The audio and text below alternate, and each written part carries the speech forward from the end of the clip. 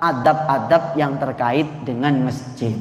Adabnya ke masjid adalah al-khuruj ala ahsani hayatin. Jadi keluar dari masjid itu harus dengan sikap yang baik. Sikap ala ahsani hay'a, ing atase luwe bagus-baguse tingkah.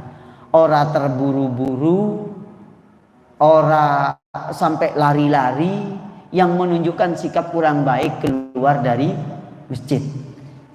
Nah, adab yang pertama di antara adab yang berhubungan dengan masjid ini ala asani hayatin. Ini temanya. Wal adabul awal.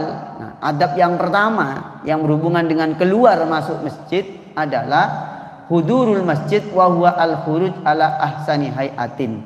Wa min huna. Nah, keterangan di kitab ini wajabat taharatul badan wa tsaub. Jadi walaupun tidak untuk sholat, tidak untuk kegiatan, apalagi untuk kegiatan ngaji, niki anjurannya itu sunnahnya masuk masjid itu badannya suci, pakaiannya suci. Jadi katanya dalam kitab ini orang yang sholat kurang memperhatikan, bukan berarti tidak memperhatikan, kurang memperhatikan ketika datang ke masjid itu dengan keadaan yang sangat baik, termasuk memakai pakaian-pakaian, termasuk sarung, baju, masker, mukena, sajadah, itu yang baik-baik, yang bagus-bagus. Itu adabnya. Tidak harus tapi adab. Adab niku totok kromo. Kenapa kok begitu? Karena masjid ini pun siapa yang mengingkari masjid ini adalah rumah Allah. Masa ke rumahnya Allah itu, masa kira-kira begitu? Masa ke rumahnya Allah itu kelumbrah-kelumbruh misalnya ya. Pakaiannya itu kurang baik. Nah itu makruh kira-kira kalau menurut kitab ini. Termasuk harus memperhatikan ketika ke masjid ini membawa parfum. Di pintu masjid sebelum masuk itu sediakan parfum gratis. Sehingga yang lupa bawa parfum, misalnya ibu-ibu lupa bawa parfum, sudah langsung nyemprot ngambil punyanya masjid. Ini termasuk pahalanya sangat agung di sisi Allah. Terus wasiwak. Nah, siwak sampun, siwak sampun iki. Mesti ibu-ibu, bapak-bapak ketika mau datang ke masjid itu pakai siwak. Nggih, pakai sikat gigi maksudnya. Sikat gigi dulu. Ini rumah Allah, mau sujud bertasbih kepada Allah. Yang tasbih ini nanti di hari kiamat menjadi timbangan yang paling berat. Ucapannya ringan, subhanallah, maha suci Allah.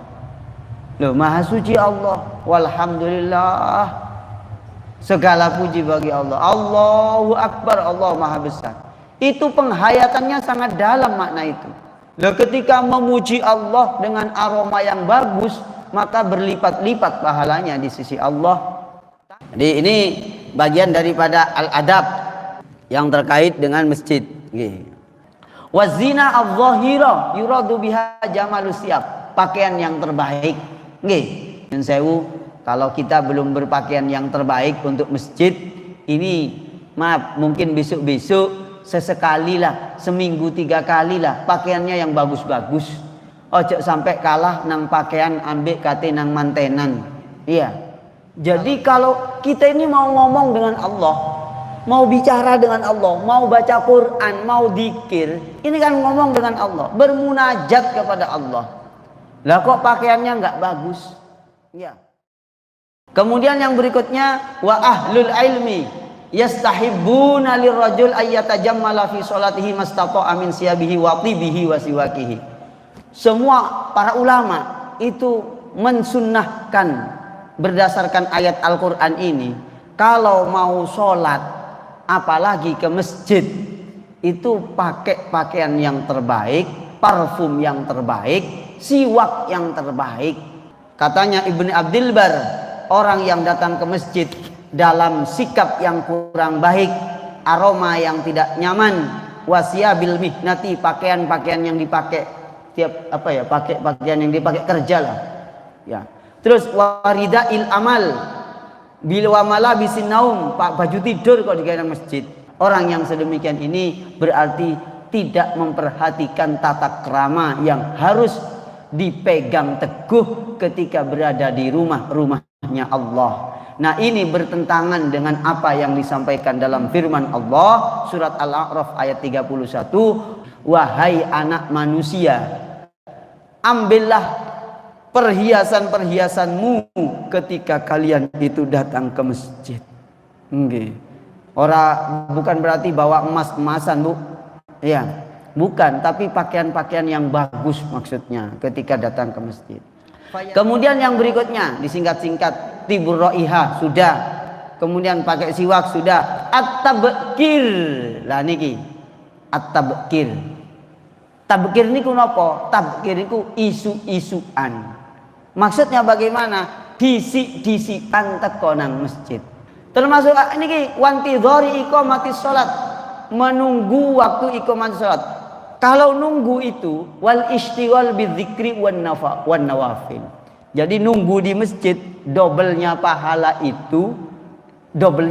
orang nunggu di masjid itu karena dia menyibukkan dengan zikir, dengan sunnah yang lain.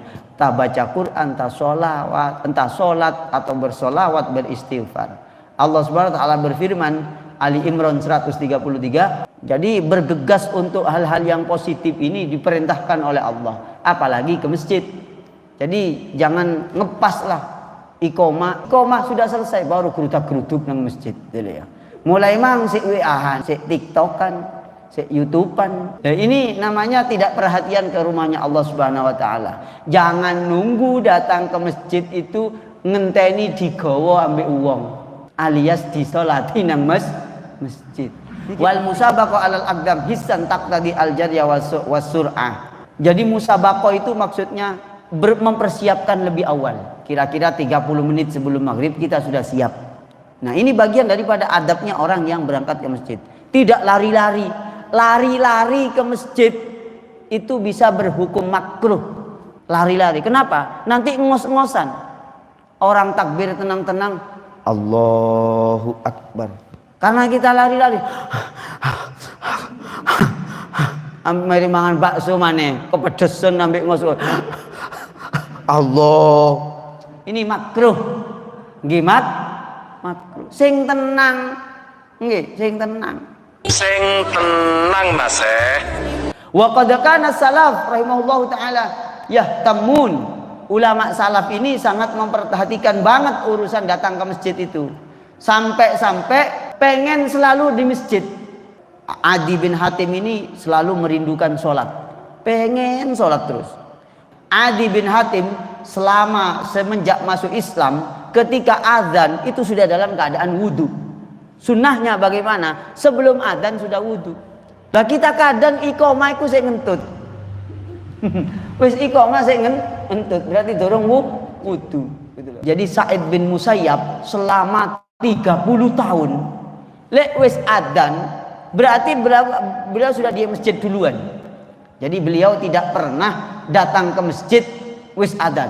Jadi jauh sebelum adzan sudah di masjid. Wa kana al-A'mash rahimahullah minal muhafidin ala dzalika. Termasuk A'mash ini termasuk perawi hadis yang hidup di masanya Abu Hanifah. Terus Bishr bin Al-Hasan. Terus banyak ini ulama-ulama yang kalau sudah mau mendekati waktu sholat itu mesti ke masjid duluan, saking perhatiannya kepada masjid seperti itu. Kemudian as-sholat bi khusyuk. Nah, niki sing angel niki ya, ini persoalan panjang guys ya, angel guys niki ya. Nah, orang bisa khusyuk kalau persiapannya itu baik. Beda loh, saya mencoba berkali-kali. Ketika datang ke masjid awal-awal dengan datang masjid ambek ngos-ngosan itu beda hasilnya. Yang berikutnya adabul masjid ad-du'a. Nah, niki penting niki. Doa mau berangkat ke masjid.